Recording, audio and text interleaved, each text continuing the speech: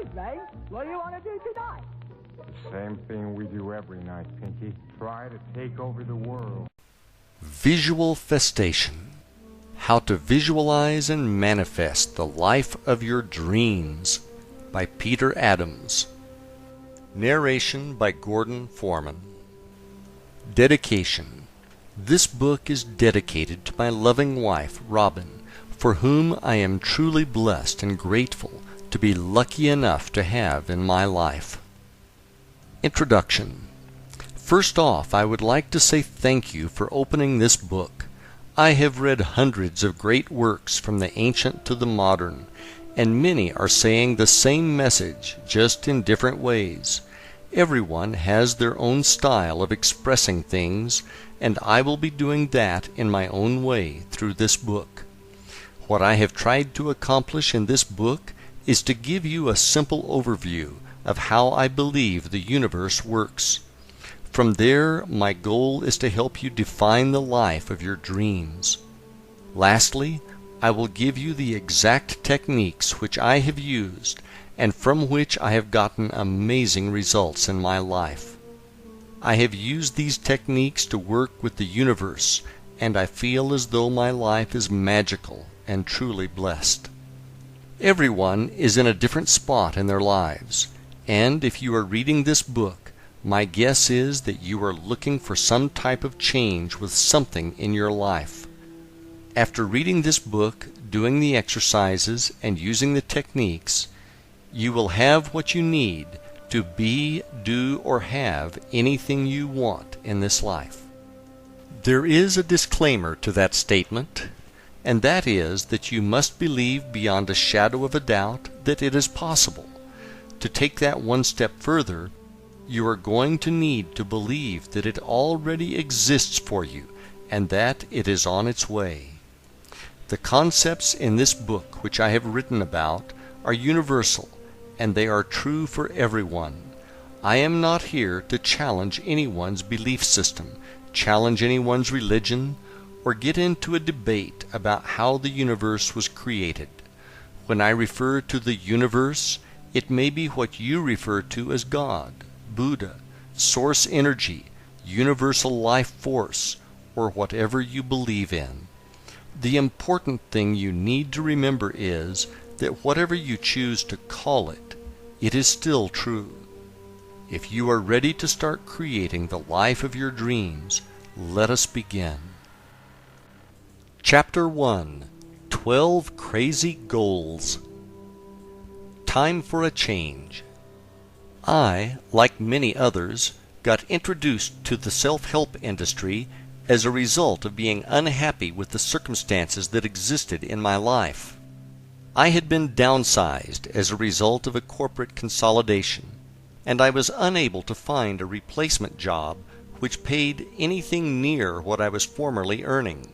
Suddenly, I clearly understood the meaning of a relatively new term known as underemployed.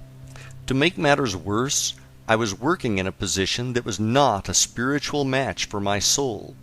My job duties as an analyst for a large for-profit hospital corporation included explaining why the hospital I oversaw had a good or bad month financially.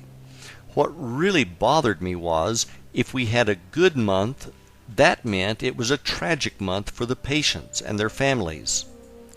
It really hit home one day when I ran into a neighbor of mine in the cafeteria who told me that his mother had been admitted and that she was not going to be coming home again. The following month we had a great month financially, and I had to explain in my report that it was because we had an outlier. An outlier, in hospital lingo, refers to a patient who has billed charges that exceed $250,000. Seeing my neighbor at the hospital and knowing that his mother's prolonged death was boosting our bottom line, I knew I had to get out of this business. When it was bad, it was good, was not the kind of business I wanted to be in. Being unhappy with my professional life and simultaneously having financial challenges as a result of being downsized, I knew that I needed a major change. I don't remember how many times I could not sleep at night, and I would turn on the television to see Anthony Robbins' infomercial for his personal power system. I felt like he was really talking to me when he asked, "Are you ready to change your life? What are you waiting for?" The only problem I had was that I didn't have enough money or room on my credit card to buy his system. Well, the universe was not going to let money get in the way of getting personal power. The following morning I ran into my friend Ron on the beach, and he told me that he had just bought it, and that he would let me borrow it as soon as he got through with it. Now I was fired up, and I remembered Tony saying that we needed to take massive action on the infomercial. So, rather than sit patiently and wait for Ron to finish the course, I got started immediately and went down to the local library and checked out a couple of self-help classics. One was The Power of Your Subconscious Mind by Dr. Joseph Murphy, and the other was The Magic of Believing by Claude Bristol. After reading these, it was clear that we could make massive changes in our lives for the better through the effective use of our subconscious mind. Early one morning, while sitting down on the beach, I meditated on the question, what should I be doing with my life? After a few minutes of meditating on that question, a movie started playing in my head. It was crystal clear, and it showed me being a real estate broker who was very active in charities, and there were pictures and thank you letters on the walls of my office. I don't know how long the vision lasted, but when I came out of meditation, I had tears of joy in my eyes, and my body felt like it was buzzing from head to toe. Whatever this was, it was powerful, to say the least. Over the next few days, I pondered over the idea that the universe was telling me I should be a broker. Was that right? At the time, I saw myself as a real estate investor, and realtors were just people who got in the way of making good deals. I also had committed to opening a real estate investment company with a friend of mine who was moving to Florida, so I was going to make that my main priority. In the meantime, the movie got tucked away in storage, only to be recalled at a later date. Ron finally finished going through Personal Power, and as promised, he let me borrow it. I thought it was amazing, and I started incorporating a lot of what I heard on the audio CDs into my daily routine. One of the things I really liked was what Tony called an hour of power. In his hour of power, he talked about getting up in the morning and spending an hour alone and following a routine which consisted of exercise, meditation, and reading motivational material. I made some tweaks to his program, and each morning after working out at the gym, I would drive down to the beach and spend 60 to 90 minutes on the beach doing my hour of power each morning before going to what I started to call my temp job. In my hour of power, I would get a cup of coffee at the local 7-Eleven and drive on to Siesta Key and down to Turtle Beach, which was at the southern end of the island. I would then grab my folding beach chair and a bag containing the books I was reading, a small copy of the New Testament, a notebook for brainstorming and scripting, my vision book, and my small notebook that contained my written goals. One of the things I started to notice was the fact that if it rained out and I could not sit on the beach for my hour of power, I could feel the difference in my energy level and mood. I would actually feel like I was mildly depressed, which was not how I wanted to start my day. One morning, while driving to the beach, I was listening to Tony Robbins talk about traveling across Russia on a train, and during the whole trip he worked on setting goals, then rewriting them bigger and bigger, until he was at a point where his goals seemed huge. When I arrived at the beach, I decided that it was time for me to make some big goals which were going to stretch me out of my comfort zone. I took out a notebook and I started to work on goals which would cover business, health and fitness, travel, relationships, and my spiritual connection with the universe. When I got done with the list, I had 12 goals written down, which to me at that time seemed absolutely huge. I knew that if these goals came true, I would have the life of my dreams. The next thing I started to do was to work with my list of goals and try to develop what each one would look like and what it would feel like when it manifested. I put a lot of thought into this as I was serious about getting the results that I wanted. What I did next was to create a small notebook in which I included some affirmations, a few quotes from the Bible about prayer, and a list of my goals. And after each of the goals I drew a smiley face or two to represent happiness and gratitude for its coming into my experience. Goal number 1. I am happy. The first goal was pretty straightforward, and it meant that I was happy with all aspects of my life.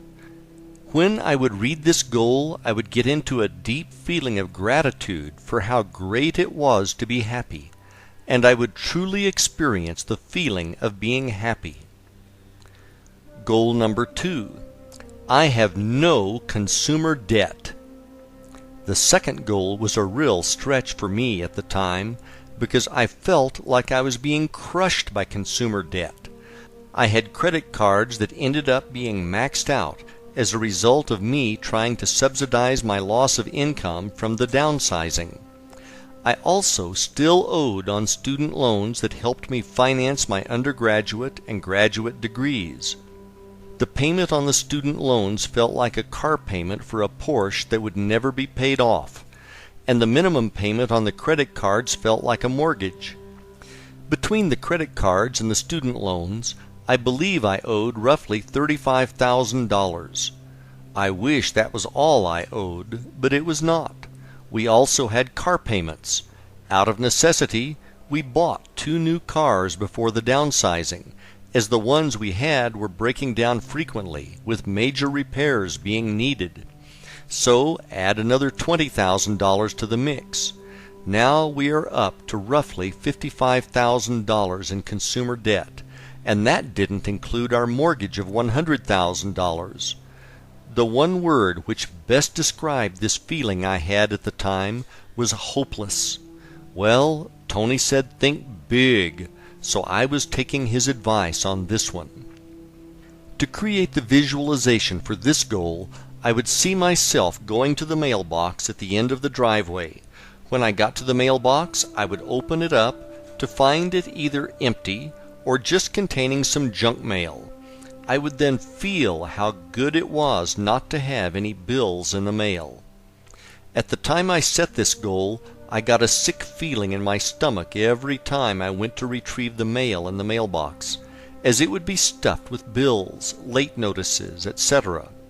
If you are in a similar situation right now, let me tell you that it is not hopeless at all, and that miracles do happen. Read on. Goal number 3. I am a very successful full-time real estate investor and self-made millionaire. When I wrote this goal, I was in the process of unwinding a real estate portfolio of 10 rental homes which I had bought with my former business partner. He decided to move out of Florida, and we decided it was time to dissolve our real estate investment company. Creating the visualization for this particular goal was easy, as I was already in the business part-time. For this visualization, I would see myself running through what my daily routine would consist of as a full-time real estate investor. I would see myself driving to the beach for my hour of power in a white Ford F-150 pickup truck with an extra cab and a tan interior. I would see myself grabbing my folding beach chair, my bag of books, and the daily newspaper to scour the classifieds for potential properties. I would also see myself going to a closing, shaking hands with the buyers, and picking up a check for the profits from a fix and flip. One of the weirdest things that happened to me about 20% of the time that I tried to run this scene in my mind was that instead of driving a white pickup truck, a pearl white Lexus LS 400 with gold package and chrome trim would show up in my visualization when I was trying to see the pickup truck. When this happened, I would come out of my visualization and wonder why the heck a luxury car was coming into my visualization. You can't haul sheetrock in a Lexus, so how was I going to be a real estate investor? It didn't make any sense. The next day I would do the visualization again, and I would be happy to see my pickup truck back in my mind. Goal number 4. I am fit and active. I would say I am fit and active more as an affirmation than something that I would visualize. At the time, I had already completed 3 Ironman triathlons. An iron distance triathlon consists of a 2.4-mile swim, a 112-mile bike ride, and a 26.2-mile full marathon run. The training it takes to compete and successfully finish one of these is almost like having a second full-time job. So my goal was to maintain my fitness in the future. Goal number 5. We have newer vehicles owned outright. This I would say as an affirmation, and I would feel how good it felt not to have any coupon books for car payments. Goal number 6. We have disposable money to have real vacations. At the time I wrote this affirmation, we were broke, and the only vacations we could afford were to take time off from work and have a staycation at home in Florida. For this visualization, I would see us going on a ski trip to Colorado, and I would see my wife saying how much fun she was having, and I would have a feeling of gratitude that she was happy. Goal number 7. I am able to give a lot of money to help others in need, and I do. When I wrote this goal, I knew that I wanted to be a philanthropist. The reason I say that is that my wife and I had become active in Habitat for Humanity, which is a great cause. Habitat helps lower-income people afford a nice new home that they could not otherwise afford. The homeowners who get these homes pay for their down payment through sweat equity, which can often take them over a year to complete. On one Saturday morning, I asked the construction supervisor what types of appliances came with the finished homes. He said that they just came with a stove and a refrigerator. I told him that my wife and I were moving from a house to a condo, and that we would not need our washer and dryer and would like to donate them if we could. The supervisor said that Mary, not her real name, could really use them, as she was a single mother with 4 children. We had actually been working on her house together that morning. I walked over to her and said that I heard that this was going to be her house. She replied with, "Yes, isn't it just beautiful?" I then asked her if she could use a washer and dryer for her new house, and that we had a set that we didn't need. I have a hard time describing what happened next. Mary screamed out, "Yes!" in excitement, and then hugged me. When she hugged me, this amazing feeling of joy rushed through my body. It was as if my whole body was buzzing. I had never felt anything like it before, but if this was what being charitable was like, I wanted to have this feeling all of the time. To visualize this goal, I would see myself being at the ribbon cutting for a new home to be donated to a family by Habitat. I would see myself being called up to hand the scissors and the keys to the new family. I could feel that feeling I had from Mary's hug, and I could see people clapping in joy for the new family. When I did this visualization, I would always end up with tears of joy in my eyes.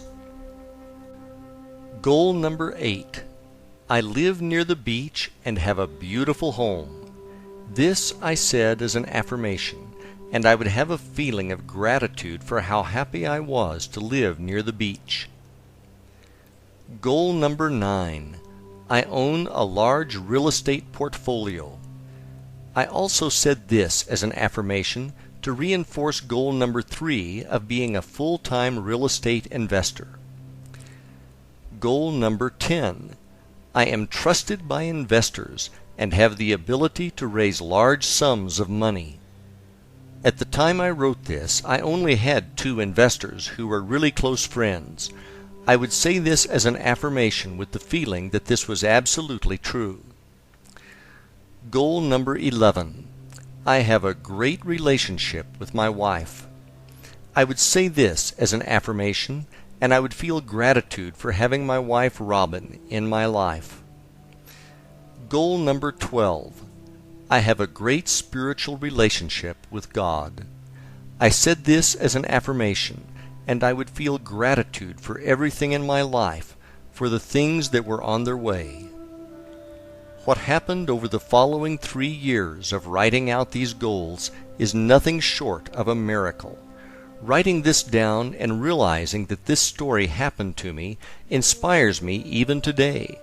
I was there, and I still feel a sense of bewilderment as I relay the story and sequence of events which came to pass to make my dreams come true.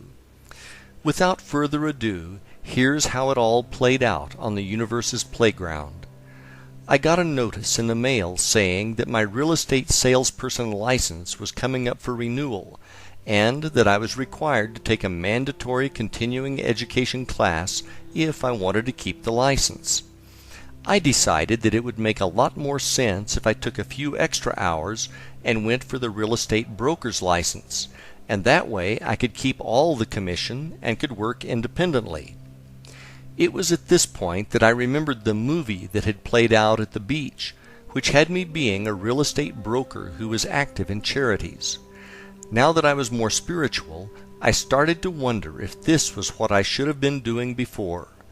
I signed up for the classes and began working toward my Florida real estate broker's license. With my broker's license, I could open up my own brokerage company. To adhere to the movie, I decided that I would give 10% of our gross commission from each sale to charity.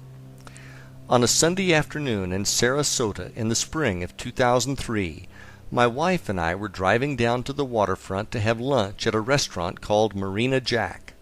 On the way, I stopped at an ATM to get $20 out. As we drove, we started throwing around names for the new charity-based brokerage I was going to open.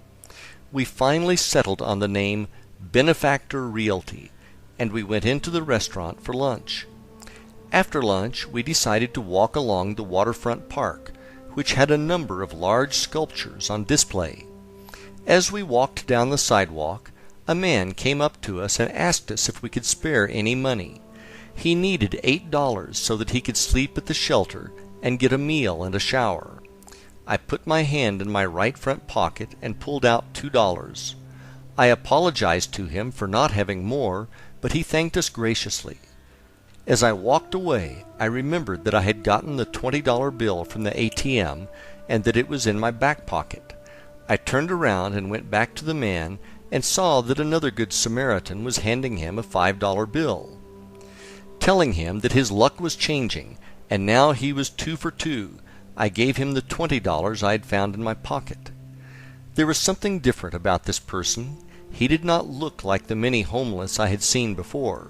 He was dressed in the clothes of a tradesman, and he had the clearest blue eyes I had ever seen. As he started to walk along the waterfront with us, he told us this story of how his girlfriend had hurt her back in a car accident, and how she had gotten hooked on pain pills. He said that he had tried to take the pills away from her, and she had called the police on him and filed a restraining order saying that he was abusive. Now that he could not go back to his home, he was worried that he was going to become homeless. To give him hope, I told him about the story of Og Mandino. Og was at one time in his life a homeless and hopeless alcoholic. Og started to read self-help books at the library and turned himself into a millionaire, a best-selling author, and an incredible motivational speaker. I also told the man that he should get his hands on a Bible. At that moment, he reached into his pocket and pulled out a small, brand-new, white-covered version of the New Testament.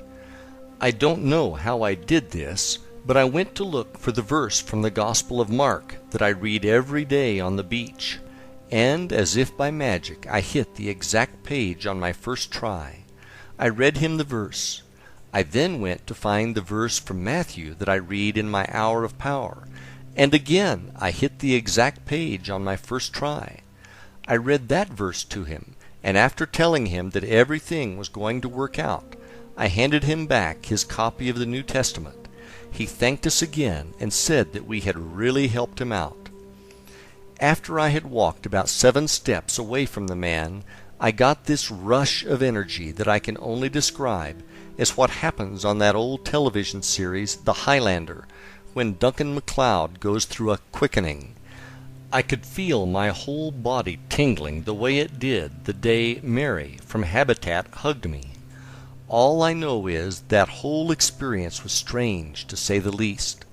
I also remember wondering if that was somehow a test to see if I was serious about having a company called Benefactor Realty and about giving to charity. Not long after that, I opened up Benefactor Realty and began to work as a real estate broker part-time when I was not at my temp job. Fortunately, most people who have jobs do most of their looking at properties on the weekend. One Sunday afternoon, on our way back from looking at a restaurant site on the East Coast, I received 2 calls saying that offers we had put in for a buyer had gotten accepted, which was great news, as we had another property go under contract on Saturday. I was now looking at making more money in 3 days than I could in 6 months on the temp job. My wife looked at me and said, "Pete, you can't afford to work there anymore." We drove home, and I wondered if I should really quit my day job and embark on this real estate thing. About 10 years earlier, I had tried leaving corporate to open a small business, which didn't make it because it was undercapitalized, and I was worried about it happening again. The following morning I went into my office to try to figure out what to do.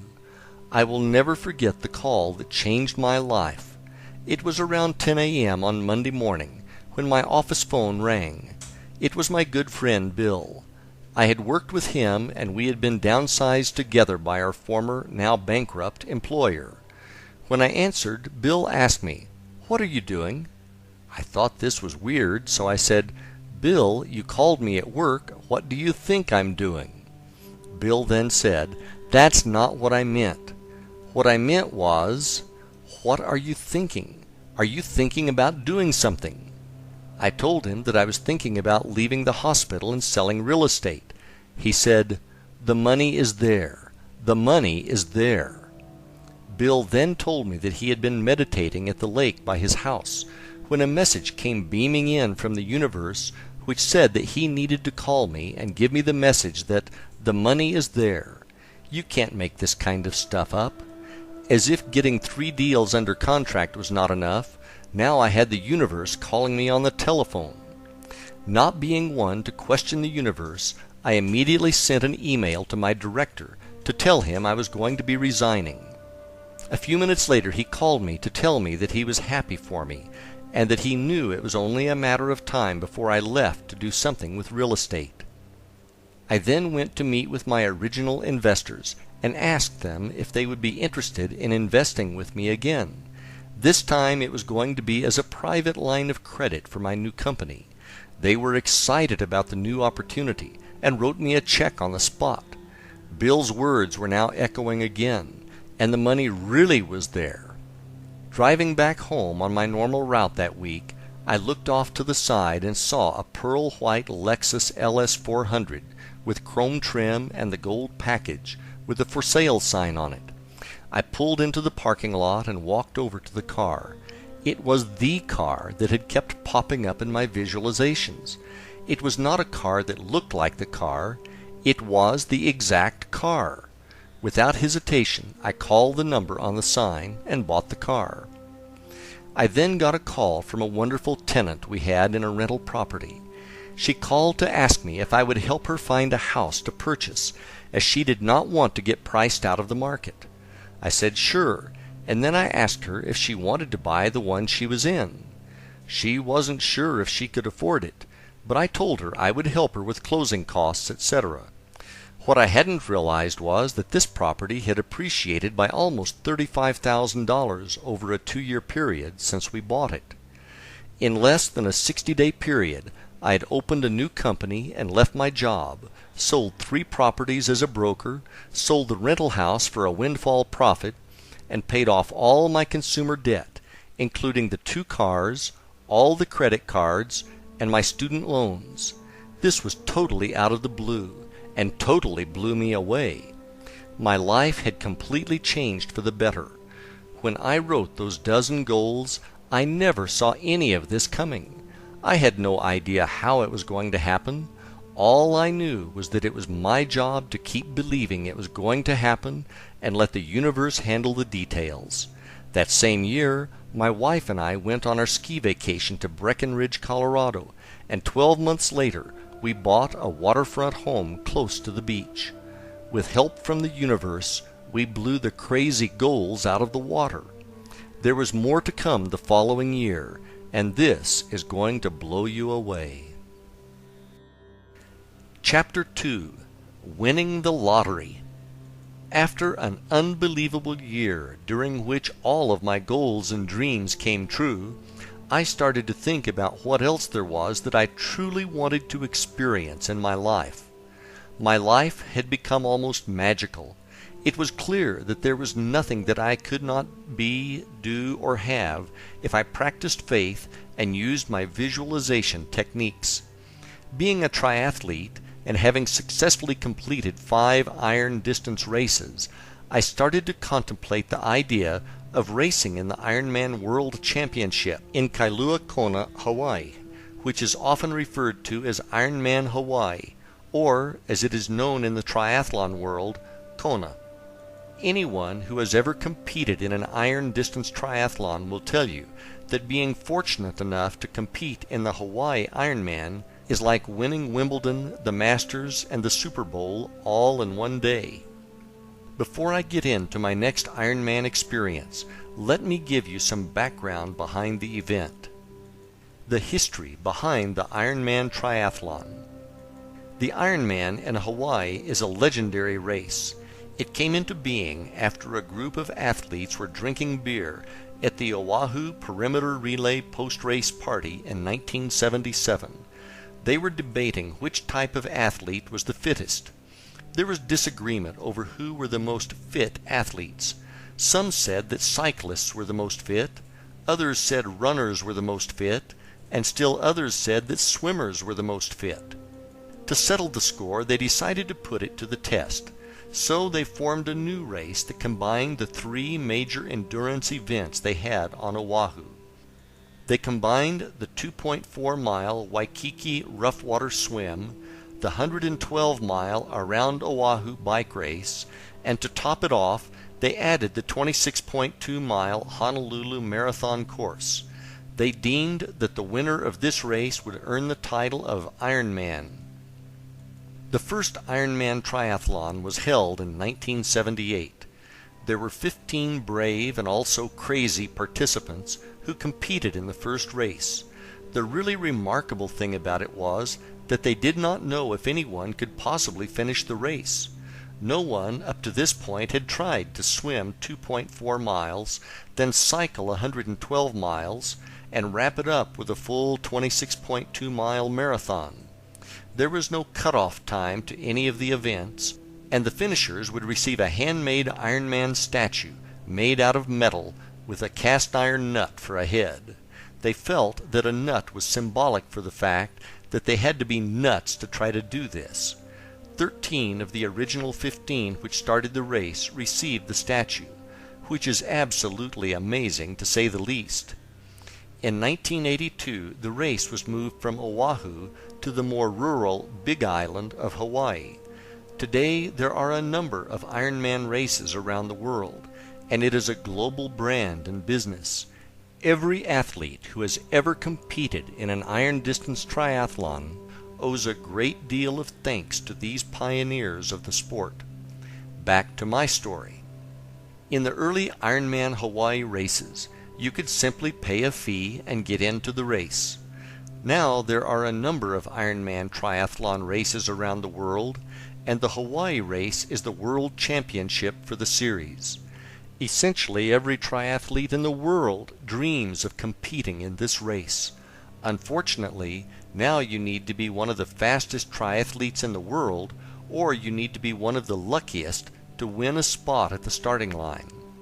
Not being one of the fastest in the world meant that if I was going to get into Kona, I was going to have to be one of the lottery winners. Each year, the WTC, World Triathlon Corporation, who owns the rights to the race, holds a lottery whereby 200 people out of over 10,000 entries are allowed into the race, and they post the results on April 15th. After thinking about the race for about a month, and with the deadline rapidly approaching to enter, I decided to really put my beliefs to the test. I got out my credit card and put my name into the hat for the 2005 Ironman World Championship Lottery. As a member of the St. Pete Mad Dogs Triathlon Club, I knew a ton of people who entered their names in the lottery for Kona multiple times who have never gotten in. I knew that if I wanted different results, I was going to need to do something that they were not doing. The difference was visualization. Having watched the video coverage of the race that year in 2004, which had amazing coverage of the course, I decided to buy the DVD and watch it repeatedly. With less than 4 months before the winners of the lottery were chosen, I knew I had to get serious. I started watching the DVD a few times a week, and I would mentally race the Hawaiian Ironman in my mind for around 20 minutes each morning. The DVD had great footage, and the way they filmed it, you truly felt as if you were watching it as a competitor. Some of the most memorable shots were of the swim start, where you saw the competitor's feet kicking underwater directly in front of you, and you heard the narrator say, "You are in Hawaii, and you are in the Ironman." Another one I really liked showed the race leader biking in the lava fields on the Queen K, with the shadow of the helicopter which is filming him caught on tape as they passed over him. This was very helpful for creating extremely lucid visualizations. I also found a picture in the back of an issue of Triathlete magazine, which was entitled Night Moves. The picture showed some taller triathletes walking in the dark on the Queen K and a shorter, stocky triathlete running up behind them. The caption says, "As night slips over the last remnants of a very long day, triathletes continue toward the finish line at the Ironman Triathlon World Championship in Hawaii." I cut the picture out and put it in my vision book. I am stocky and typically pass a lot of people in the dark when I race. That man in the picture now was me, and I visualized the scene more times than I can count. Before I knew it, it was time for the lottery results to be announced. I went over to my friend Brian's office to meet him for lunch. His secretary said that he stepped out to get a haircut and that he would be back shortly. I looked down at my watch, and suddenly I realized that it was just about noon, and it was April 15th. Lottery time! Oh my gosh, I was nervous. I sat down behind Brian's desk and hopped on his computer to look up the results on the internet. I could not believe my eyes. The very first name on the list was Pete Adams, Florida. Was that me? Was there another Pete Adams? The hairs all over my body stood up, and I couldn't believe it had happened. Brian walked in the door about 10 seconds after I saw my name on the list. I said, "Check this out," and pointed to the web page. He thought I was playing a practical joke on him, and that I made up a fake list. Suddenly, my cell phone started ringing off the hook with numerous triathlete friends calling to ask me if I knew that I got into Hawaii. He then said, "Holy shit, dude, that's awesome." Brian was my training partner for a number of Ironmans that we raced together, and he knew what a once-in-a-lifetime thing this was. We were both stunned with amazement, and we kept repeating how we couldn't believe it had actually happened. I called my wife to tell her the news, and she could not believe it either. I remember her saying, "No way! Are you serious? Oh my God, Pete, that's awesome!" And then her cell phone started to ring, with friends calling to tell her the news. I cannot tell you the amount of gratitude I felt when I heard the news. The universe had done it again. Wow! You are in Hawaii and you are in the Ironman. 6 months later, and just like in the video, there I was standing in the body marking line carrying my transition bags and getting the number 813 stamped on my body. If you have ever done a triathlon, right before the start of the race, your nerves and emotions are in overdrive. Kick that up about 1,000%, and that is what this race feels like. After body marking, we headed over to drop off my bags, and I did a final check on my bike to make sure the tires weren't flat. Now it felt like a mini eternity as I treaded water and waited for the start of the race. The cannon went off, and the swim portion of the race was on. As I swam, I could see the feet kicking in front of me, and I heard the narrator's voice in my head saying, "You are in Hawaii, and you are in the Ironman." It was just like I was in the 2004 DVD. I mean, really like I was in the DVD. I seriously started to wonder if I was really here, really in Hawaii, really in the Ironman, or if this was a dream I was having that just happened to be very real. The swim is my weakest event, so after emerging from the Pacific, I didn't have a hard time finding my bike, as there were very few left in transition. I hopped on my bike, and the adrenaline really kicked in, as there were people everywhere cheering us on. In town, there is a loop at the beginning of the bike course, and I passed my wife and friends who were cheering me on 2 times before leaving town. After passing them at Hot Corner for the final time, I rode up Palani Road and then out to the lava fields on the Queen K Highway. Out on the Queen K and heading out past the airport, I finally settled down and got into a good rhythm on the bike. It was very desolate in the lava fields, and again it looked just like the DVD. You have plenty of time to think on a 112-mile bike ride, and I again started to wonder if I was really here or not. I started to wonder if I might actually be dead, and God was letting me do the race as part of heaven. I'm not joking when I say this. I even started to wonder if I was in a cycling accident and maybe I was in a coma or something. In this race, drafting on the bike is not allowed. So when you pass someone, they are supposed to fall back and keep a 3 bike length gap between racers. About 35 miles into the bike course, I found myself in a section of the course that had a series of rolling hills. I was taking turns passing and being passed by a female racer on a green Griffin tri-bike.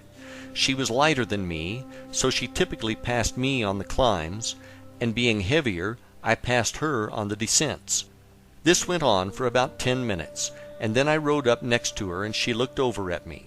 I asked her point blank, "Are we really here?" Her response was, "Yeah, I know what you mean. It's surreal." At least I was not the only person having these thoughts. I felt better, but I still wondered if it was a dream. I started to make my way up to the turnaround at the town of Hawi, and the winds were getting really strong. It was a serious crosswind, but at the time I confused it for a headwind, and started to look forward to the tailwind I was going to have on the way out of town.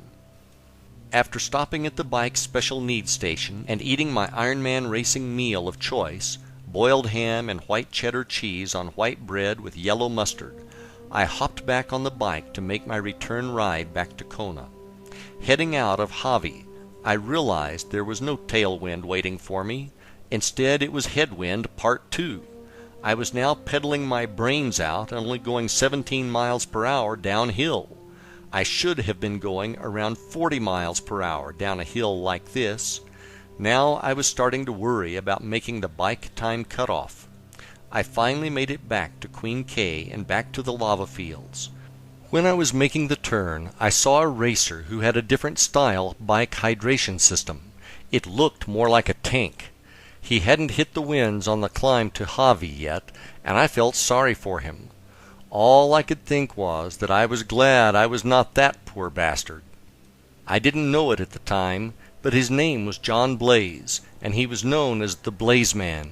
He was out here doing the Iron Man while suffering from an incredible pain from a deadly advanced stage of incurable ALS, more commonly known as Lou Gehrig's disease.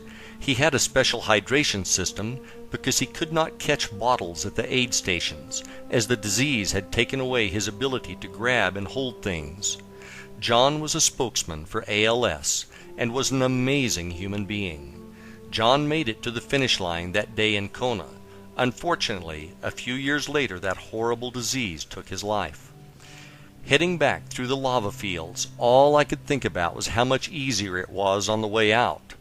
As I rode, I could hear a helicopter getting closer, and before I knew it, it was above me, and the shadow of it passed directly over me and my bike. It was exactly the way it happened in the 2004 DVD.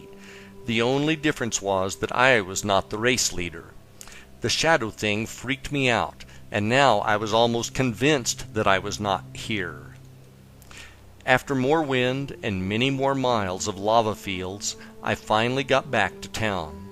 The first person that I recognized in hours was my wife, who was cheering me on from the road below the Kona Brewing Company.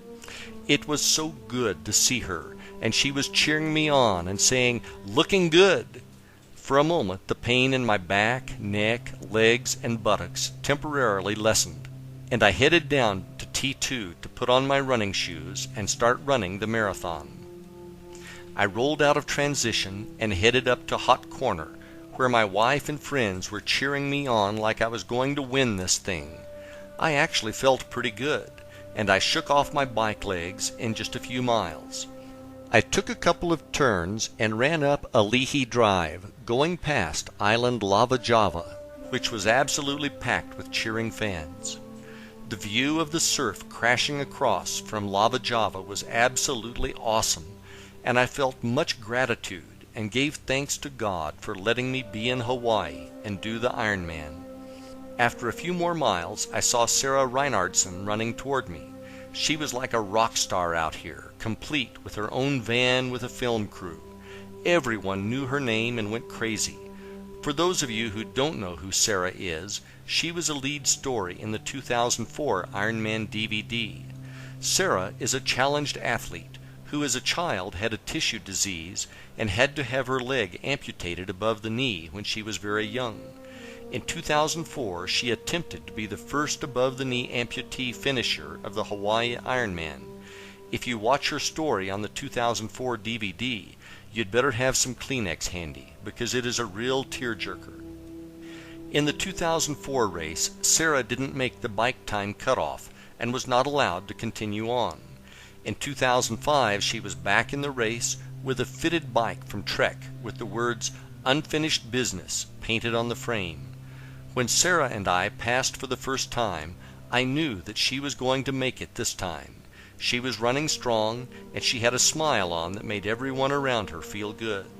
Sarah knew she had this one in the bag, so it was time for her to enjoy her journey. I finally caught up with Sarah and made the pass. I really didn't want to pass her because I was having way too much fun being near her and basking in her glory. When the people cheered for Sarah, you just felt good to be near her, and it took your mind off of the pain. It was almost like a contact high. If she could be out there doing this grueling event on one good leg, you'd better not start feeling sorry for yourself.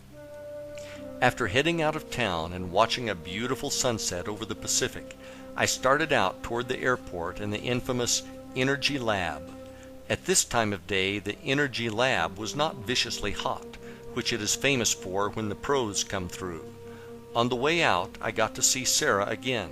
She was pretty hard to miss with the film crew chasing her with mics and spotlights in hand. Now it was really dark out, and I remembered the photo from Triathlete magazine that I cut out and put in my vision book. I was really the guy in the picture now, as I was running up on the other racers who were walking. Now all I wanted to do was get back to town before I got in a wreck with some overzealous fan on a mountain bike. The course now was pitch black, with the exception of the aid stations, which had lights powered by gas generators. all I had to do was keep running to the next set of lights, where I would be greeted by the nicest volunteers in the world, and I would make it home. The mantra now was just keep moving, just keep moving. I finally made it out of the darkness and reached the outskirts of town and back to civilization. With every step I could hear the announcer and the cheering crowd get louder and louder. I ran down Palani and through Hot Corner and took a left. Now I was running parallel to where the finish line was, and I was close, but not there yet. My everything ached with every step of that run on the final few miles back to Ali'i Drive. As I got closer, I remembered the advice that a friend of mine gave me when he heard that I got into Kona. He had done the race a few years before, and he said, "Whatever you do, don't race hard down the finishing chute. Take your time and enjoy it. You will never forget it as long as you live. Trust me." The last 2 miles felt as long as the previous 24. Where was the turn? I kept thinking.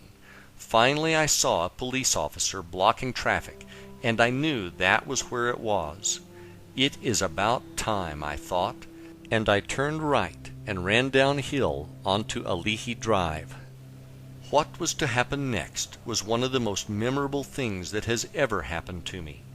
I was running down Ali'i Drive, and there were children and adults from the crowd running up to me and high-fiving me.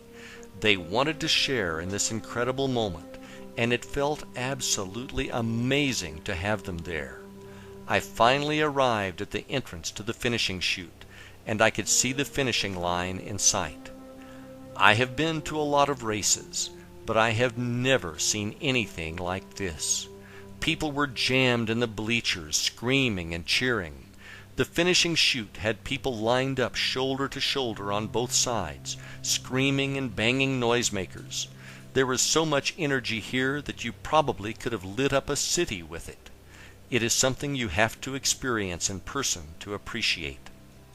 I took my time and ran down the final steps of the chute and crossed over the finish line. I don't have words to describe what that was like. It was almost like you never wanted that moment to be over, even though you spent the entire day wishing it would be. After crossing the finish line, I was given a fresh lei of flowers which smelled amazing, a towel, and my official finisher's medal.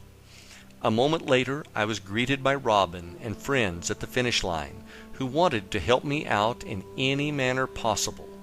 I told them I was all set, and that all I wanted was to head up to the hotel room so that I could drink a cold beer and take a hot shower.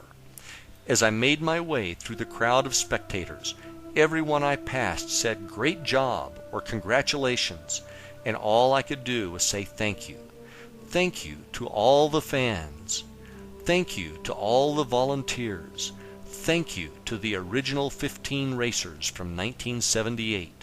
Thank you to my wife and friends for their great love and support. Thank you to the race gods of the Big Island for watching over me. Thank you, Lord, for this amazing experience, which I will always remember with great joy and gratitude. As they say in the Ironman world, anything is possible. I hope this story has made you a believer of the same. Chapter 3: The Vision House.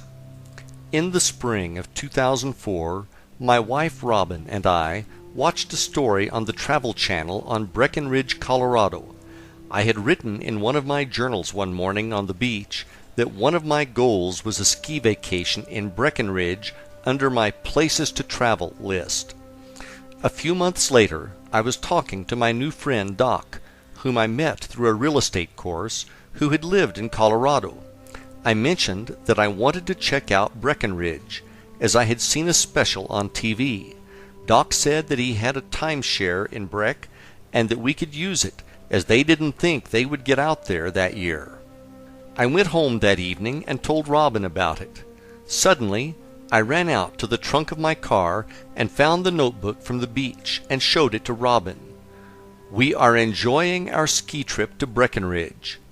The hairs were standing up on my arms. It was working again.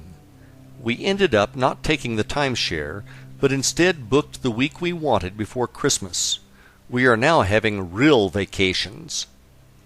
We went back out to Breckenridge for vacation again in December of 2006. One morning, on our way out to go snowmobiling, we drove past a subdivision that had beautiful log mansions overlooking the 10-mile range. After snowmobiling, we decided to drive through the subdivision to take a look at the homes. By now, we understood the power of visualization, and I knew I wanted some new material for my vision board and vision book. We drove around the subdivision until we found the house we thought had the best view. We took a picture of the house along with a picture of the view it had.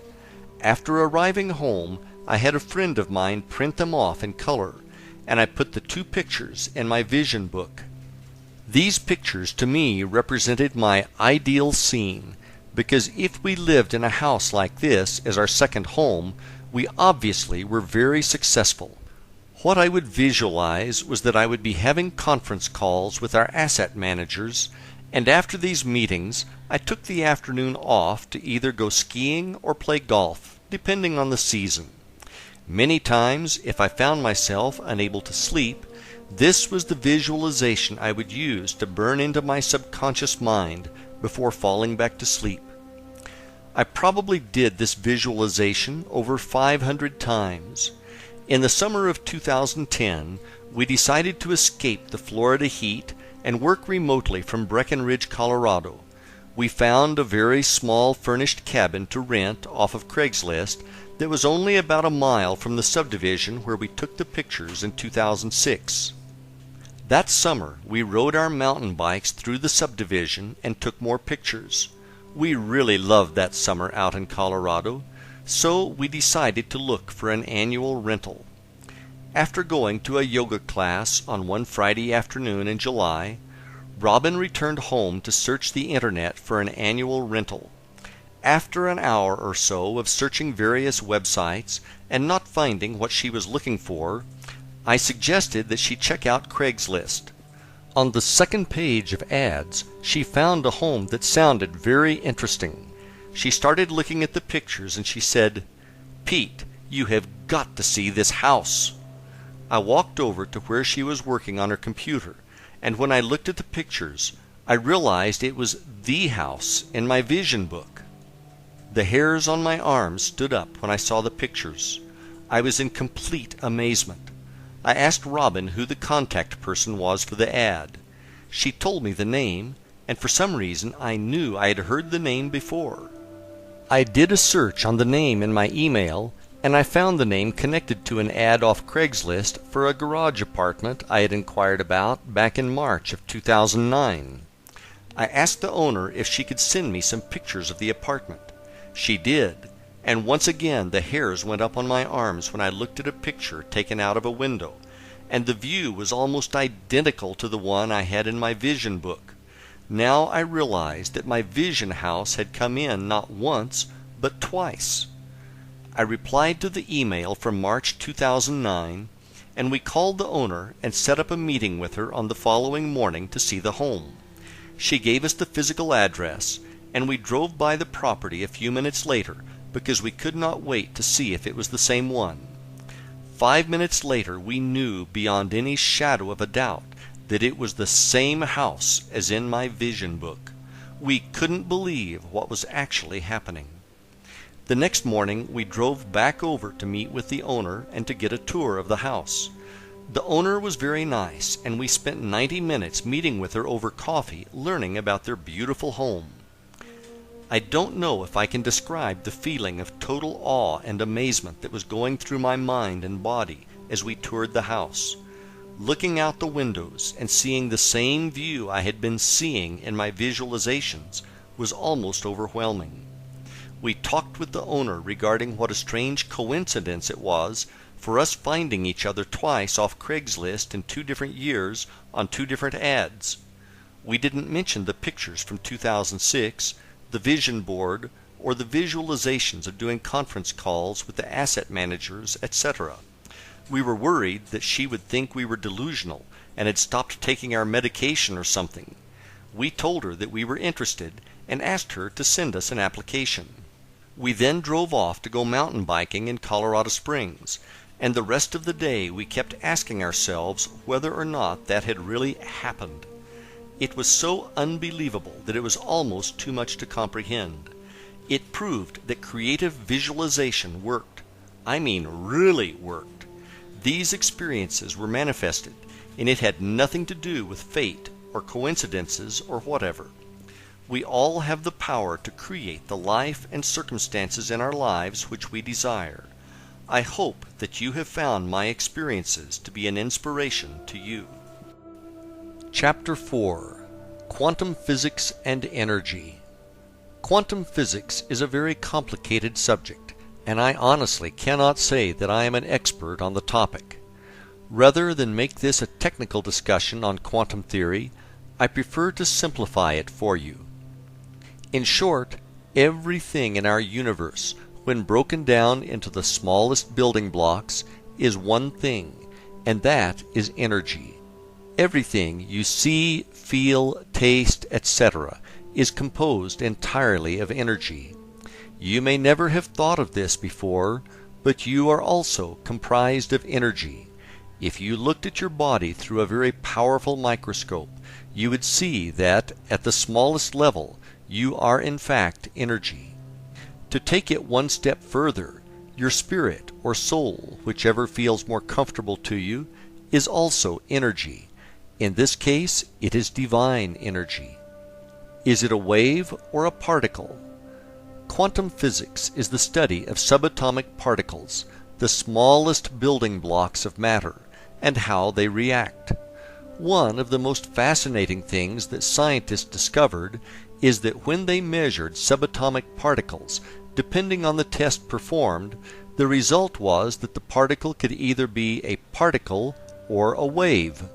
It was actually a probability amplitude, whereby it was simultaneously both a particle and a wave. If that wasn't strange enough, they then did further experiments and concluded the observer affected the outcome of the experiment just through observation. The truly amazing thing this proved was that the researchers' thoughts were affecting the outcome of the experiments. Thus, thoughts were actually real things, which had the energy to shape the outcome. What this told us was that the entire universe is made of this energy, and that outcomes could be manipulated by our thoughts. At this energy level, we are connected to source energy, which is also the level of creation in the universe. Chapter 5: It is all in your mind. Your thoughts are things, and they are creative in nature. Unfortunately, almost everyone in the world does not realize that they share in the creation of their own life through the thoughts that they think. Many people believe that they live in a predetermined life that is guided by fate, and that they are just along for the ride. Nothing could be further from the truth. To make it a little clearer, imagine that you are both the leading character as well as the screenwriter in the movie called Your Life. The script is written by the thoughts you think, which then attract the scenes in your personal movie called Your Life. If you don't presently like the way the scene Your Life is playing, rewrite the script to change the scene. Most screenwriters unfortunately suffer from writer's block when it comes to writing the next scene. As the screenwriter, you can create any movie of your life as long as you believe that you can. GIGO, or G-I-G-O, is an acronym that stands for Garbage In, Garbage Out. Let's bring this into the realm of thought. If you think negative thoughts on an ongoing basis, you are going to see negative outcomes happening in your life. It is not by chance, but instead by natural law. One of the most damaging things that our minds can do if we are not vigilant in watching over our thoughts is to create what I call the downward spiral. In the downward spiral, thoughts of fear generate more and more thoughts of fear, and in your mind things are getting worse and worse. It is almost a total fear fest that is being choreographed completely in your mind as a result of wrong thoughts. Downward spiral example.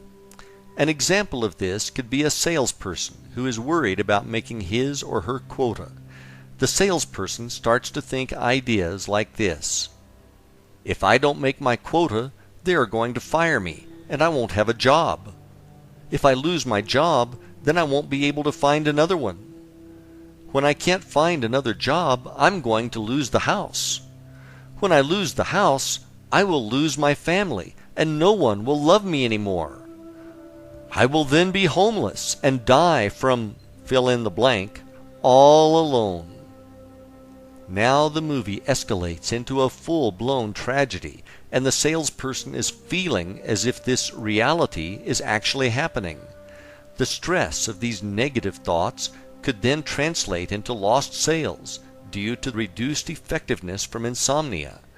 The problem with these spirals is that they get out of control and will eat you alive with real stress. If these thoughts are not canceled out, they can become a self-fulfilling prophecy through negative outcomes being attracted to your life experience.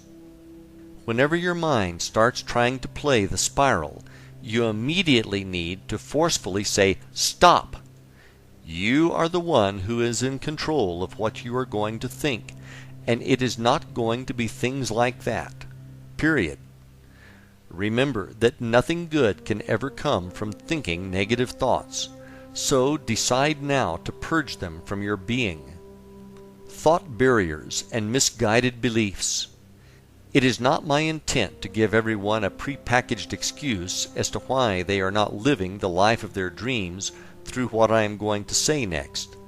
The truth is, from the time you were born to where you are right now, you have been subjected to brainwashing.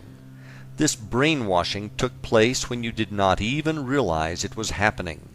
It could have been positive, but more than likely you received negative reinforcement.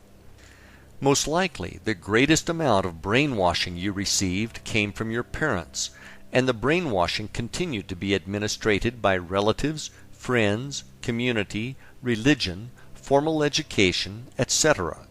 You were bombarded with negative misinformation, which you became convinced was the truth, as it was being told to you by your parents who knew everything, right? Unfortunately, young minds are easily poisoned from the misguided beliefs of a person they love.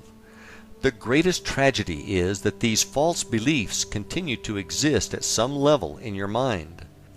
The most common example I hear on a regular basis is, "I can't be, have, or do what I truly want because of blank." Question: how do you know that if you have never tried? Answer: I just know I can't because of blank. Now that you are older, it is time for you to drop the limiting beliefs that are in your head as a result of your life up until now. If your parents or whoever instilled in you the belief that you cannot do, be, or have something, drop those beliefs now. Another common flawed belief many people have is that somehow they are not worthy of having the life of their dreams. Where did that idea come from? It is not serving you, so drop the idea that you are not immediately. You are worthy. You were sent into this experience to live the life of your dreams and were given free will to attain it. Limiting beliefs oftentimes are so strong that they keep people from even trying. What have you told yourself in the past that you could not do? Be honest. We have all done this many times in the past. The past is the past, so let's drop this mental baggage that has been weighing you down for so many years and move on. The sooner you do this, the sooner your life is going to get better. You are working with a universe of infinite possibilities and infinite resources. You are not living in a world of lack or limited resources. That may be how it appears to you on the physical plane, but that is not the truth. The truth is The more you have, the more there is. The universe is constantly expanding, and everyone can have everything they want, if they believe they can, and if they are willing to do their part. What should I be thinking? That is a good question, and the answer is straightforward. You should be thinking about what you want in your life, and not worrying about what you don't want in your life. I am sure you have heard the common phrase, "When it rains, it pours." What you may not have realized is that it is a time-tested example of the law of attraction in action. As an example, let's say your automobile breaks down, resulting in an expensive repair at the garage. After you pay the mechanic, you hop back in your car, and all you can think about is how broke you now are. 10 minutes later your cell phone rings, and it is your spouse calling to tell you that the air conditioning stopped working. With dread, you start to worry about how you're going to afford to pay for it. Then you realize the traffic ahead of you is stopped, and you notice too late and plow into the back of the car in front of you, badly damaging both of your vehicles. The next day, your boss asks you why you need an advance on your paycheck, and you respond with, "You know what they say, when it rains, it pours." What you think about and focus on is going to show up, so you need to be sure that what you are thinking about is a match to what you want to manifest in your life. If it is more money that you want, you need to get into the feeling that you already have plenty and are blessed with abundance. If this is the first time you've heard this, it might sound delusional, but it is not. The feeling in this case is a vibration that is being sent through your thoughts out to the universe. A mismatch in vibration will be corrected over time by the universe. In this case, it may be the temporary appearance of a money shortage. If you refuse to buy into the appearance and hold steadfast to your belief by feeling that you have plenty, the universe will bring the circumstances needed to match your vibration. The universe can do this in an infinite number of ways, one of which might be you suddenly land a huge client for your business, or, out of the blue, you receive a check from Uncle Bob, who just sold his company for $10 million and is feeling generous, or a $1 million idea comes to you about an invention you are working on. To people on the outside, this will just look like luck. There is no such thing as good luck or bad luck. There is such a thing as positive or negative expectations. These expectations that you have, whether positive or negative, will attract either good circumstances or bad circumstances, which will show up in your life. We are going to go through some exercises in Chapter 8 that will help you define what it is that you say you really want. Once we have defined it, we can then build upon that to create the techniques we will use later in the book. Chapter 6. Feelings and Gratitude. Simply put, like attracts like. So, you need to do a really good job of monitoring the thoughts you are currently thinking, as they will lead you to a state of feeling either good or bad. Think of your feelings as an early warning system to what you are thinking. If you feel bad about something and continue focusing on it, you are going to amplify that bad feeling.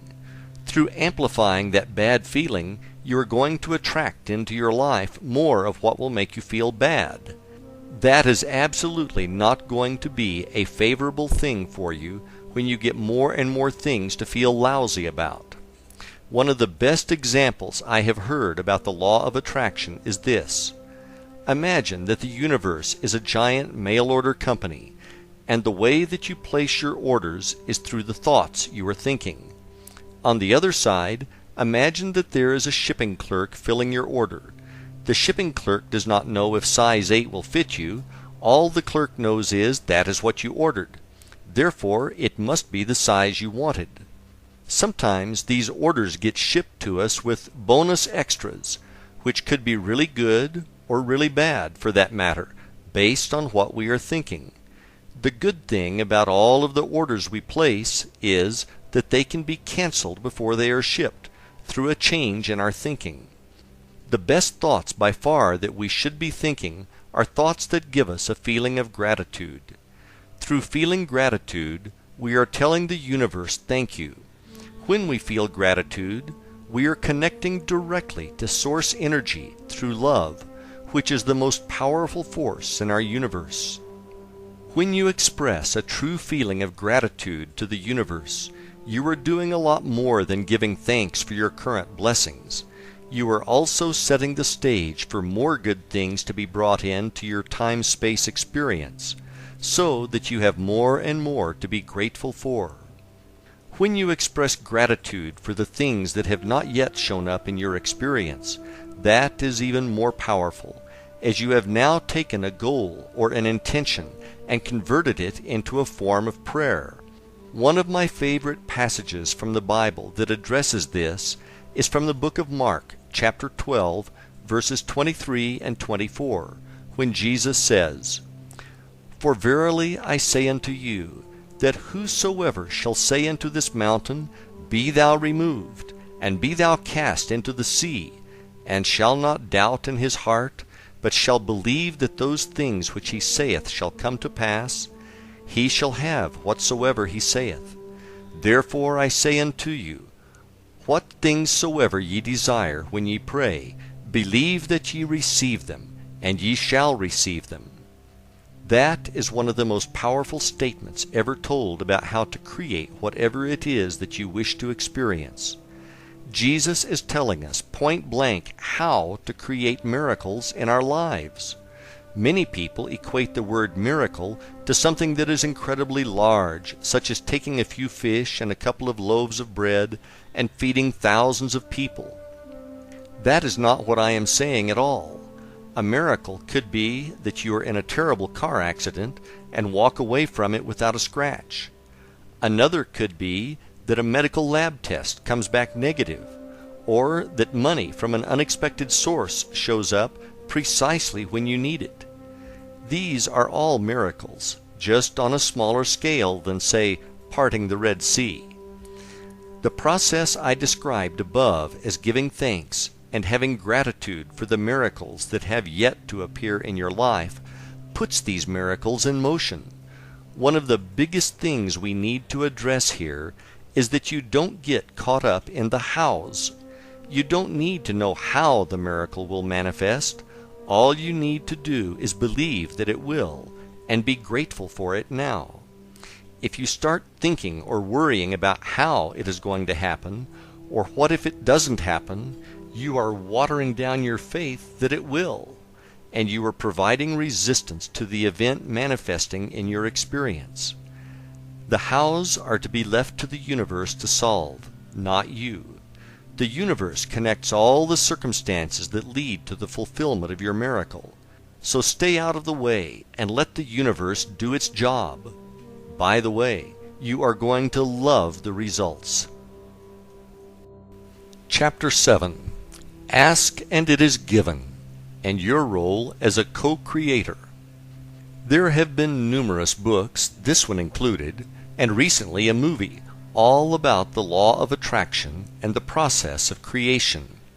Ask, believe, and receive was told to us over 2,000 years ago by Jesus, and was recorded in the Bible in the book of Matthew, chapter 7, verses 7 and 8. Ask, and it shall be given you. Seek, and ye shall find. Knock, and it shall be opened up unto you. For every one that asketh receiveth, and he that seeketh findeth, and to him that knocketh it shall be opened. A question that you may want to ask yourself is why, after all this time, do we still not get it? My personal belief is that a lot of people have been told by various religions that somehow God is separate from them, and they are not worthy, and if you don't follow our dogma, you are going to spend the rest of your days in a hot place, and they don't call it Florida. In fact, nothing could be further from the truth. There is a piece of the Creator inside you, and you do have the power to create miracles in your life. I wrote this book to convey that message to you, and to share the techniques I have used successfully to create the miracles in my life. One of the things I think most books fail to get across is that you need to take action. This is what I define as the co-creator piece. In your role as co-creator, there are a number of job duties that come with the position, such as the following. Decide what it is that you want, why you want it, and be able to create desire for it. Believe that you do have the power within you to create anything. You need to get into the feeling of already having it. You need to have gratitude and believe that it is already on its way to you. You need to avoid anyone who says that for whatever reason you cannot be, do, or have what it is that you say you want. You need to practice the techniques I am going to share with you on a daily basis until you receive what it is that you want. If there is something you need as a skill to do whatever you say you want, you need to take specific action and acquire those skills. You need to make a permanent commitment to remove procrastination from your life. You need to stay out of the hows and leave that job up to the universe. The universe reorders itself to make your miracles come true. You don't need to know how. You need to develop the skill of endurance, as this is a lifelong journey, and there will be times when you may doubt that everything is working.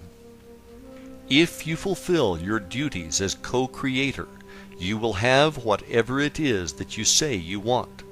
The universe will see to it. Chapter 8. Defining Your Dream Life. 3 not-so-simple questions. Ask yourself, what would I be if there was nothing that I could not be? What would I do if there was nothing that I could not do? What would I have if there was nothing that I could not have? These are not philosophical questions. These are very important, very deep, and very personal questions. These are not questions that you can answer quickly, unless you have already been asked and answered them before. The answers to these questions will tell you what you really should be doing with your life. This is no time to be thinking small, so I want you to come up with answers to these questions that are so huge that if they happened, you would be so completely blown away beyond your wildest dreams. When you are working on the answers to these questions, don't let your mind say things to you like, "You can't do that," or "You'll never have that." Your mind is just talking trash, so tell it to be quiet. The whys. Take your time answering these questions, and feel free to supersize your order. If you can imagine it, you can have it. Once you have your major life goals written down, I want you to write each one down on the top of a separate piece of paper. Below that, I want you to write out all the reasons why this goal is so important to you. And next to each of those reasons, I want you to write out the feeling you have associated with this reason. Your feelings are the real underlying reasons why you want to achieve these goals. This is a good thing because if you dig down deep enough, you will find that the answer in its simplest form is love. With love comes passion, and that is a very powerful force of attraction in our universe. Ideal scene. Once you have your list completed, I want you to take a few minutes and imagine that it is now 5 years in the future, and everything on your list came perfectly true, and that it is now your present reality. See yourself in the movie that is playing on the screen of your mind, with all of these things being true. When you are ready, grab a notebook and write out precisely in detail what this scene looks like and how it feels. I mean really feels to you. Soak up all those awesome feelings associated with these things being true in your experience. Does that feel great or what? Congratulations, you have just defined your ideal scene, which is also known as your end result. Now you not only have a destination for your journey, but you already know what it is going to feel like when you get there. Now that you have this, it is time for you to learn the techniques which will bring your ideal scene into your reality, along with all those good feelings that come with it. Chapter 9. Goal Setting. The importance of having goals cannot be overstated on the journey to living the life of your dreams. When I talk about goals, I am not referring to New Year's resolutions, where people resolve to lose weight and they go to the gym for 2 weeks. I like to think about goals as being similar to mile markers on the road to your destination. In this case, that destination is your ideal scene or your dream life. One of the best things about setting and achieving your goals is that it puts you in as an active participant in creating whatever it is that you say you want. If you want to have the life of your dreams, you are going to need to take action. Dreams with deadlines. Another way to think about goals is to think about them as being dreams with deadlines. Many people are actually afraid of setting goals, as they immediately start to have thoughts such as, what if it doesn't happen? How bad will I feel then? If this sounds familiar to you, you're going to need to make those feelings about goals to be something that is now in your past. Another error many people make is that they will set a goal, but they fail to set a date for its achievement. When I am ready is not a deadline. It is a delay tactic for avoiding taking the actions required. Let's say your goal is to one day complete that college degree that you started but never finished for whatever reason. The first thing you need to do is drop that one day nonsense and set a deadline for achieving that degree. You also will need to take immediate action, such as ordering your transcripts, filling out the application, and registering for classes. As soon as you do this, you are moving in the direction of your dreams and achieving your goals along the way. Deeds, not words. I have an excellent example of this from my personal experience, which I would like to share with you. In December of 1988, I was a construction worker in the Laborers Union working in Boston on an excavation site.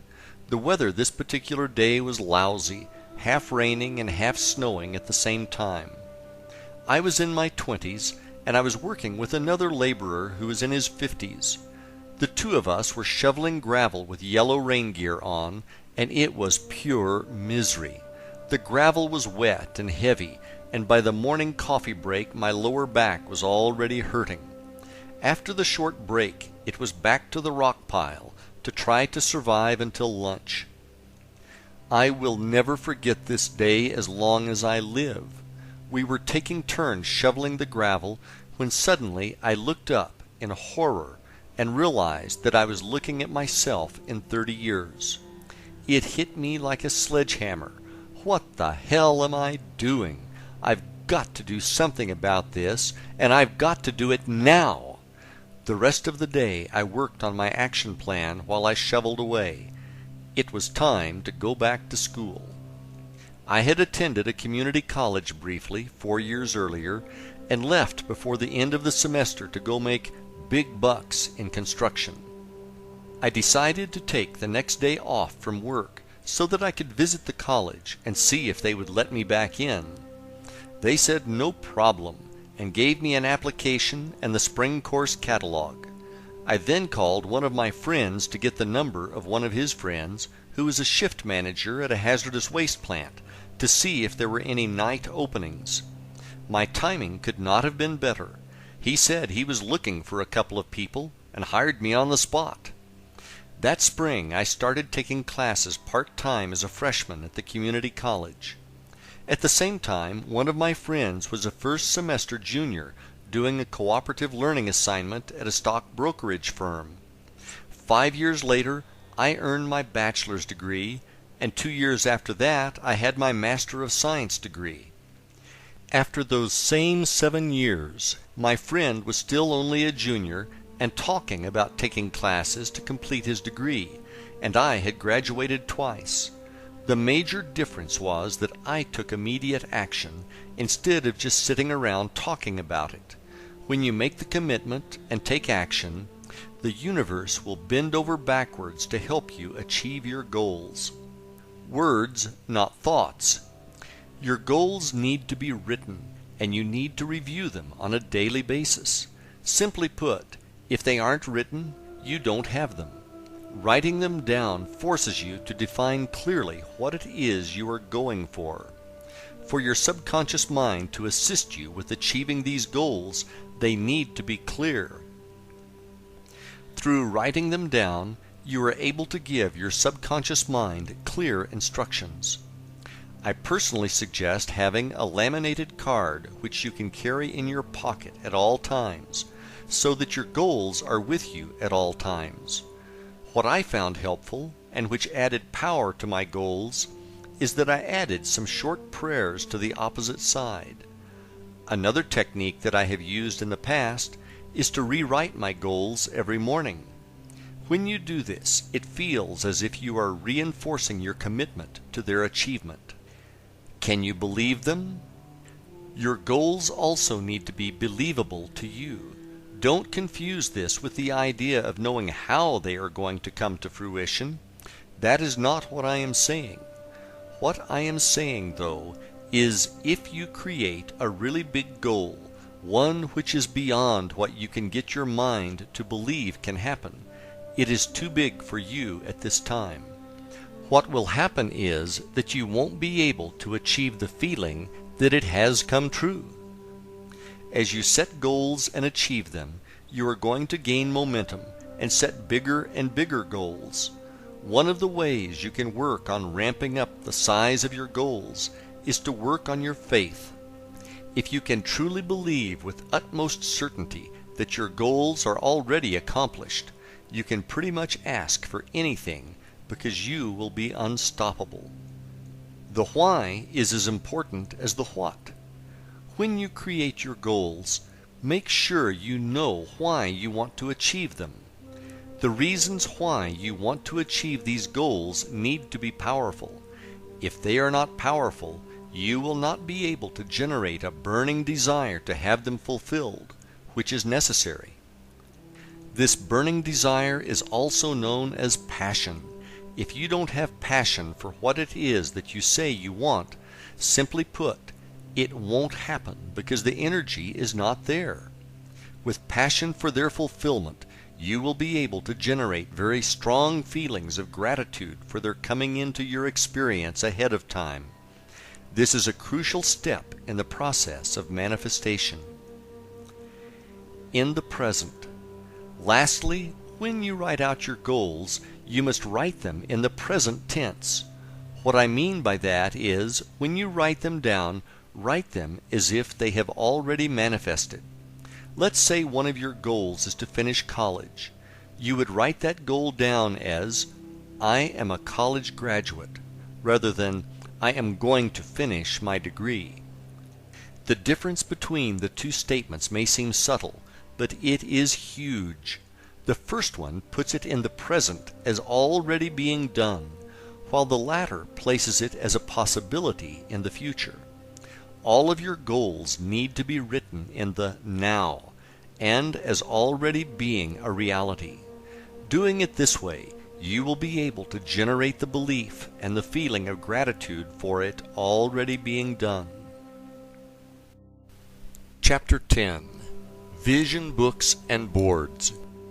If you have read the earlier chapters of this book, I am sure you are going to be interested in what I have to say about vision boards and books. My personal experience has been nothing short of miraculous when I look back to what I have put in my vision book and which has manifested into my reality.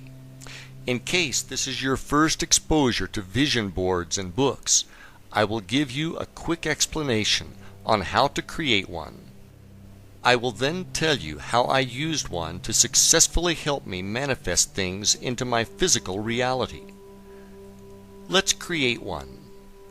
The first thing you need to do is create the list of goals for which you have passion. Once you have done this, the next step is to gather pictures of what the attainment of these goals looks like. As an example, let's say your goal is to take your family on a vacation to Disney World.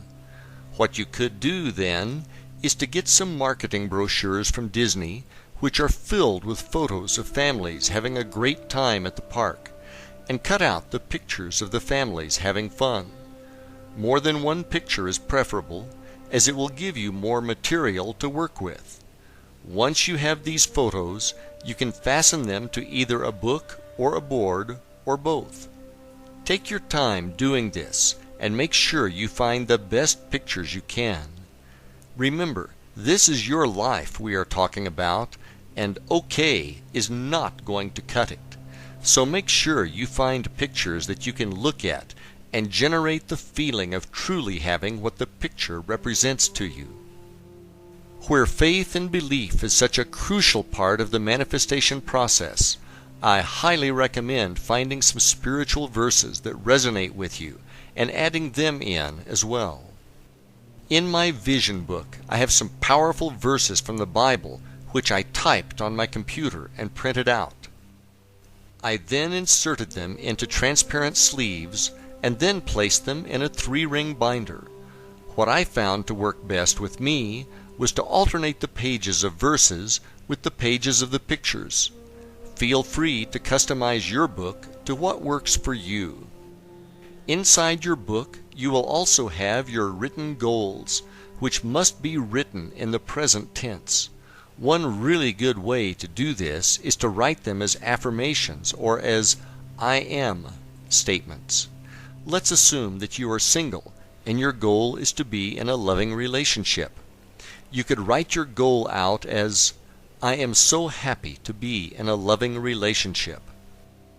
The important thing to stress again is that the statement must give you the ability to have the feeling that it is true. Below that statement, you could have a picture of a smiling couple who look to be having a wonderful time together. When you are done, your vision book should look like a representation of the life of your dreams. As the pictures in your book become your actual reality, and I promise you they will, move those pages to the back of your book. That way, when you see them in the future, it will thoroughly reinforce the fact that you are a co-creator and that you have the power to manifest things into your reality. Now that you have created your vision book, it is time to use it. The vision book is really a tool for you to use to create the feeling of already having the life of your dreams. At this stage, you have already defined what it is that you want to have in your life. You know why you want it, and you have true passion for it showing up in your life. Having pictures of what it looks like now is very powerful. I cannot explain to you exactly how it works. All I can tell you is that when you combine this with visualization, you are going to be blown away by the results. Chapter 11. Creative Visualization and Manifestation. Before I get into how massively powerful I believe the process of visualization is for manifestation, let me first explain to you what I am talking about. The process of visualization is to actively use your imagination to create the movie in your mind of what your dream life looks and truly feels like. When done effectively, you will be able to create a visualization which will seem as real to you as the dreams you experience when you sleep. I am going to go through the techniques I practice, and if you want to learn more, I suggest reading an excellent book entitled Creative Visualization by Shakti Gawain. That's Gawain. I learned the pink bubble technique, which I will discuss later, straight from Shakti's book. The visualization process, step by step. One of the things you must be able to master to have really good visualizations is the ability to quiet your mind through meditation. If you are new to meditation, don't worry. You are not going to have to get on a plane to Tibet to learn. It is a lot simpler than you might think, but I would suggest reading more on the subject. To begin, you need to be able to relax. Turn off your outside thoughts and bring your brainwaves down to a state known as alpha. At alpha, you are completely relaxed, but you are still awake. Alpha can best be described as the state which you are in just before you fall asleep. At that level, you are very relaxed, but you can still control your thoughts. One of the techniques I use to get into alpha is to sit in a comfortable chair, close my eyes, and relax, and then count backwards from 15 to 1. I actually see the numbers, and I relax more and more as I count down. Finally, at 1, I arrive at alpha, and I am completely relaxed. Once you are at alpha, you can begin your visualization process. When I first started to practice visualization, I would get into alpha and imagine a beam of white light passing through my body from the heavens to the center of the earth, and it would flow in and out with each breath, and after a handful of breaths, I would feel a sense of connection with the universe. Once I was at this level, I would begin my visualization process, which would last between 5 and 10 minutes, and I would step into my dream life, or ideal scene, where all of my goals had manifested. An important note I would like to add here is that when you are in your ideal scene, you are not visualizing about how it is to come about. Instead, you are enjoying being in the end result. One of the most important things you must have when visualizing is the ability to generate the feeling of joy and love that it has come true, and to bask in that good feeling. We live in a feeling universe, and these good feelings you experience are going to attract more experiences for you to have good feelings about. Eventually, these good feelings will be accompanied by the actual manifestation of the end result into your reality that you are now visualizing. Before you come out of your meditation, imagine the ideal scene now surrounded by a pink bubble, and get into a feeling of total joy and gratitude to the universe for bringing this to you. The next thing to do is to see the pink bubble float higher and higher, getting smaller and smaller as it rises to the heavens and eventually disappears. Now slowly open your eyes and realize that you have done your part, and the universe will bring it to you. Know and feel this to be true without any doubt. In the pink bubble technique just described above, the color pink is associated with love, which is the most powerful force in the universe. The bubble floating to the heavens represents detachment from the outcome, whereby you are not worried about it coming true because you know that it is true. My personal successes. I personally cannot tell you how truly powerful I believe the power of creative visualization to be. My personal belief is that when we are practicing the techniques, we are truly operating as co-creators with the universe and operating in the field of infinite possibilities where anything and everything can be created. There is going to be a time delay between practicing your visualization exercises and when the things you want to show up in your reality arrive. If you were someone who could operate at the vibration level of a Christ or Buddha, the time delay would be much shorter. The most important thing you need to do is believe with faith that it is done and on its way to you, and that it is only a matter of time before it shows up. The coolest thing is when it does show up, you will never see it coming ahead of time. When you look back, though, sometimes you will be able to connect the dots. A great example of this is when what appear to be challenges in our lives show up. Sometimes the challenges are precisely part of the universe's plan, and they are actually events needed to create the circumstances for our dreams to manifest. We don't realize this because we are not able to peek behind the curtain to see how it is all actually happening. Don't become disappointed by mistaking challenges as anything other than everything working out perfectly.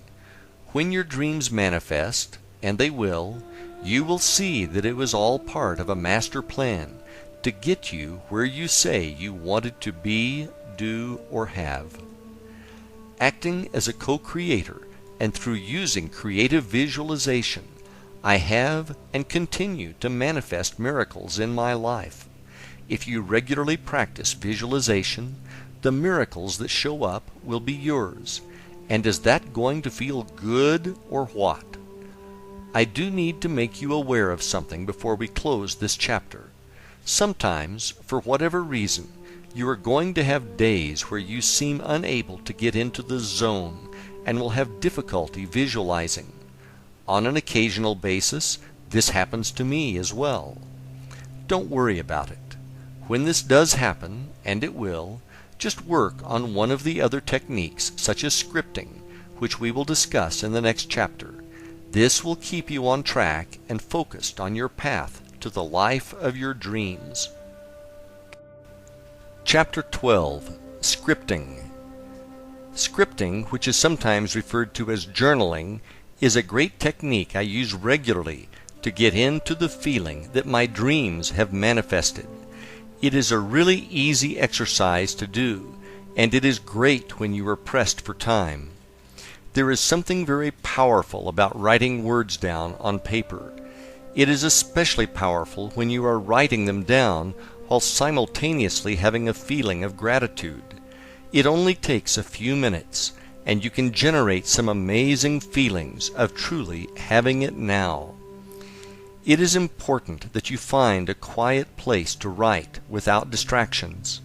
From there, break out your paper and pencil and start writing about the miracles that you want to have materialize in your life, and the associated feelings of joy and gratitude now that they have become your reality.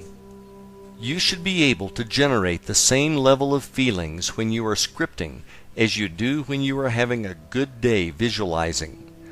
What I normally do is start off with a statement such as, "I am so happy about blank," and then I start writing about and describing how good it feels to have blank in my reality.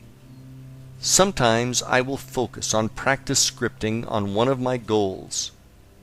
Other times I will script for a longer period of time and write about my entire ideal scene and the feelings of joy I have for it manifesting into my life.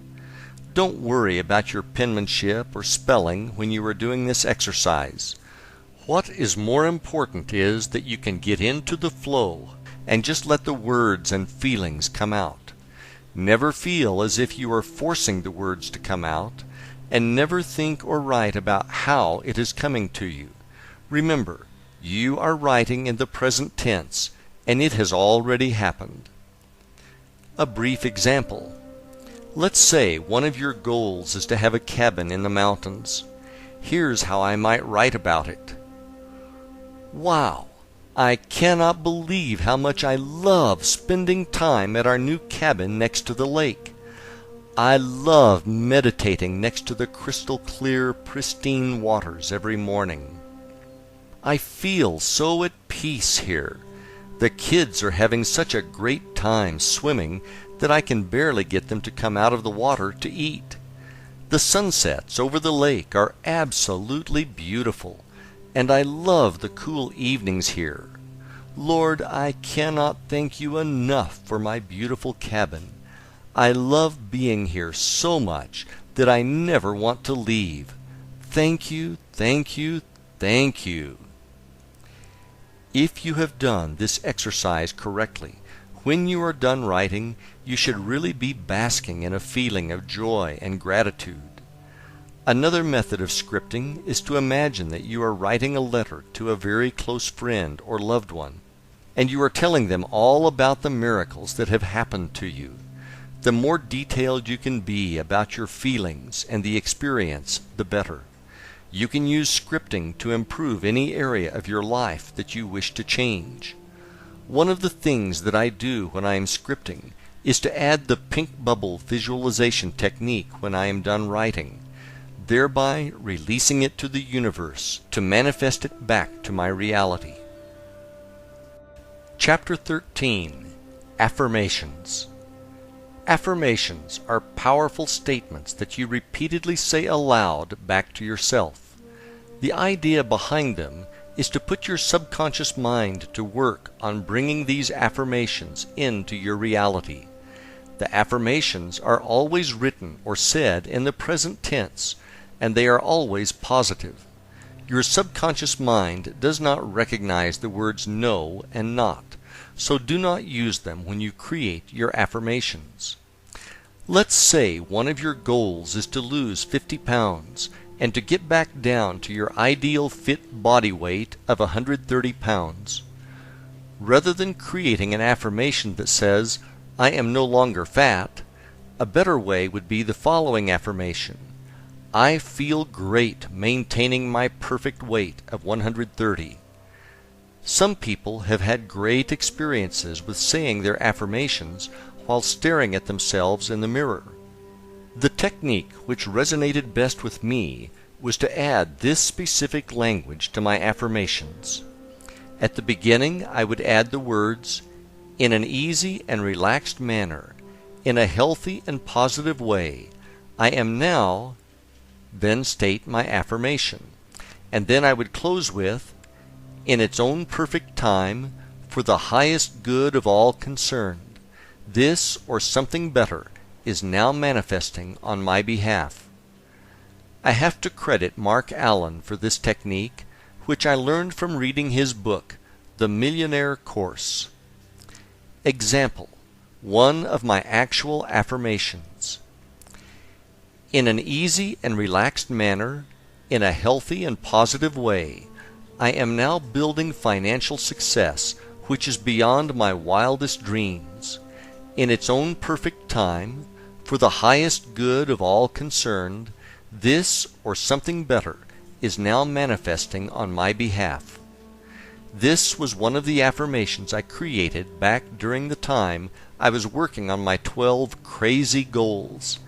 In closing, I think the best method to practice affirmations is to create one for each of your goals and then to repeat them when you first rise and again just before sleep. Then visualize and see them as all being true in your mind before drifting off to sleep. Chapter 14. As If. Think, speak, and act as if is a technique whereby you get into the mindset and feeling of being, having, and doing. What you are doing is creating a state of mind in which you feel as if you have already achieved your goals, and you create these feelings ahead of the actual event. You also combine this with action and do the things you will do when your dream life manifests, as well as acquiring the knowledge that you will need to be ready when your goals show up. One of the things you may need to get over is the concept of make-believe as something only children play. You live in a world that is make-believe, and never forget it. Wherever you are in life right now is a result of what you have believed and made. Now that you have been told this, it is time for you to use this knowledge to your advantage. Think of this as being similar to your visualizations, except that now you are doing them and you are fully conscious. To better get this concept across, let me give you an example from my life. The color of money. A few years after I bought that white Lexus LS 400, which I wrote about earlier in the book, I found myself wanting the newer model Lexus LS 430.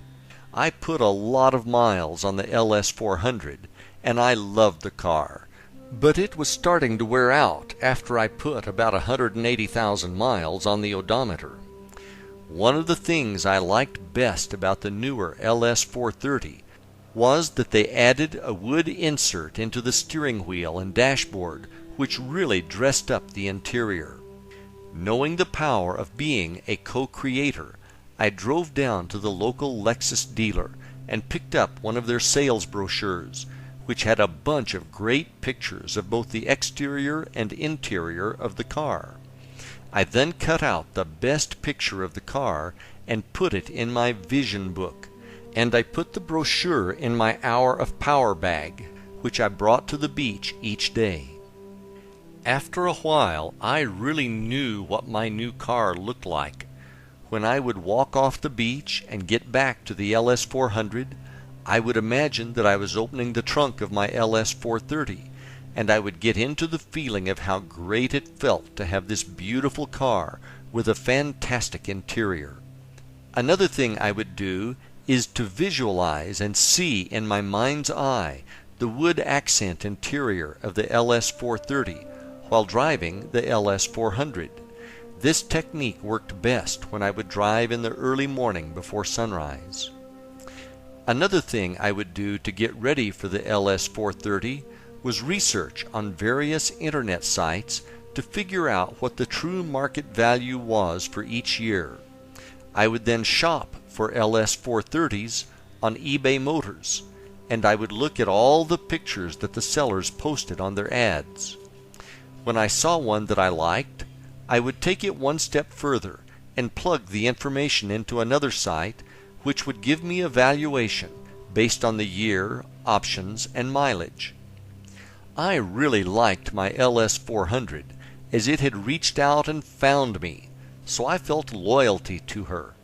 One morning I hopped in the car to drive to an appointment to show a house to a client, and the car was completely dead. After messing around with it for 10 minutes and covered in sweat from the sweltering Florida summer, I finally started the car and made it to my appointment. When I got home after showing the appointment, I went directly to eBay Motors and found a deal on a beautiful dark green LS 430 nearby, and I clicked the Buy It Now button. After a few days, I appropriately named the car The Color of Money. The feeling I had now when physically driving the LS 430 was exactly the same as the as-if feeling I created when driving the LS 400. Now in the morning when I came off of the beach, I was really putting my beach chair and bag into an LS 430. All I could do was smile and feel gratitude, which is precisely how I prepared for this day through practicing as if. Whatever it is that you want, make sure that you do your homework to prepare yourself. Then practice the feeling of as if for having it now, and feel real gratitude, for it is just a matter of time before it manifests into your reality. Chapter 15. Putting it all together. These techniques that I have described to you in this book are the exact ones I used successfully to manifest miracles in my life. If you want to manifest the life of your dreams, you now have all the tools to do just that. Feel free to use them in combination or as standalone techniques. Over time, you might want to change them around so that you stay focused and fresh. The most important thing that makes these techniques work is your faith and belief that they are already done and on their way. I hope that the miracles which I have manifested successfully using these techniques have made you into a believer in the fact that you are a co-creator and that you have the ability to truly create the life of your dreams. I hope that you will share this knowledge with everyone that you love, as they too deserve to live the life of their dreams. We are all here to help each other, and imagine the joy you will feel when they tell you that you have totally changed their lives. I have given you all the knowledge and tools you will need to be, do, or have whatever it is that you want. It is now up to you to take action. I wish you Godspeed on your journey. All the best, Pete.